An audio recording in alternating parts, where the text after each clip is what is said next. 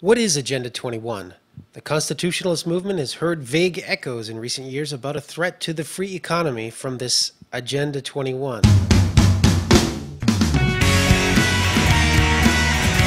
Well, Agenda 21 is not new. The New American Magazine and its affiliate, the John Birch Society, were one of the few constitutionalist organizations that was present when it was drawn up back at the 1992 Earth Summit on climate change in Rio de Janeiro. The summit, organized by the United Nations, brought together the most extreme environmental activists from around the world to deal with the supposed threat from global warming. And Agenda 21 was the document they drew up. The New American's William F. Jasper attended the conference as a reporter and was able to report on events at the Rio Summit as they happened. And he's been reporting on them for some 20 years ever since, including the Wildlands Project, which would take most of America outside of the habitable zone for human beings in order to make room for the animals. What came out of this Rio Summit in 1992 was summed up by the radical environmentalists themselves.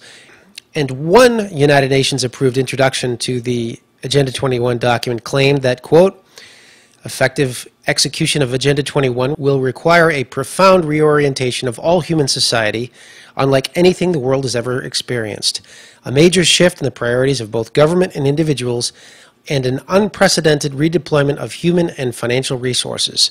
This shift will demand that a concern for the environmental consequences of every human action to be integrated into individual and collective decision-making at every level.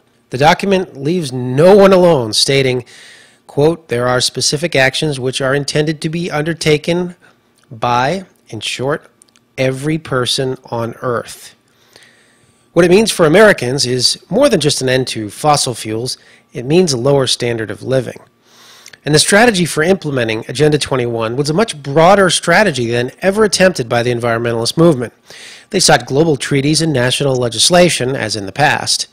They also sought to shame individuals and corporations into changing their behavior on a voluntary basis. That, too, was not new. But they also began fighting for what's called soft law changes to consumers' living standards. Soft law is the use of centralized governments to bribe with aid or regulations either smaller governmental subunits, such as states and localities, or private companies for following ever more stringent eco-standards with tax breaks or outright cash aid. On the state and local level, the push for soft law is led by the International Council for Local Environmental Initiatives, or ICLEI, which had been founded a couple of years before the Rio Summit. More than 1,000 state, county, and municipal government organizations around the world are ICLEI members and are pushing this radical environmentalist agenda with bribes and stiffer regulations. In many American towns, local officials boast about the impact of ICLEI in the form of putting state rebate checks on display for properly following new environmentalist incentives. For example, John Birch Society New England Regional Director Hal Shurtleff was able to point out that here is what's disturbing. Here is a check made out to the city of Newburyport from Massachusetts Executive Office of Energy and Environmental Affairs.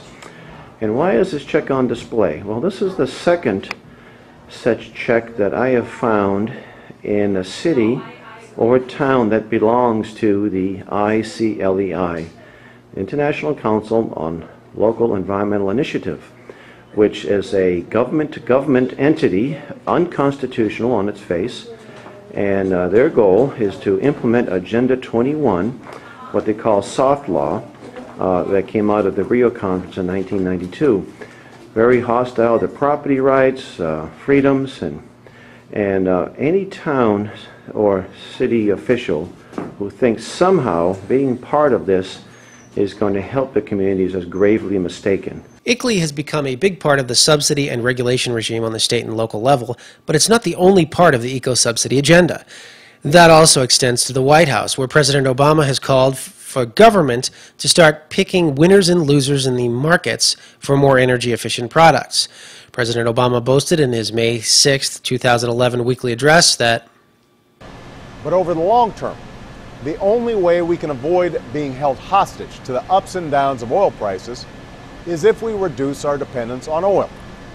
That means investing in clean, alternative sources of energy, like advanced biofuels and natural gas. And that means making cars and trucks and buses that use less oil.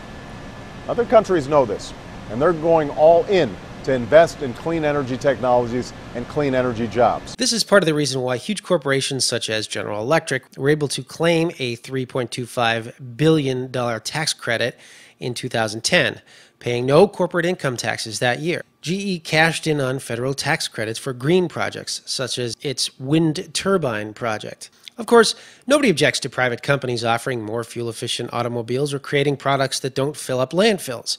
The problem with ICLEI and Agenda 21 is that they primarily seek governments to pick the winners and the losers in the marketplace. Governments usually pick the wrong winners. That was the lesson from the housing bubble of the last decade. The federal government promoted home ownership by subsidies, tax credits, and suppression of interest rates, and crashed the whole economy. Government doing the same thing on green jobs will do the same thing to the economy on a much larger scale.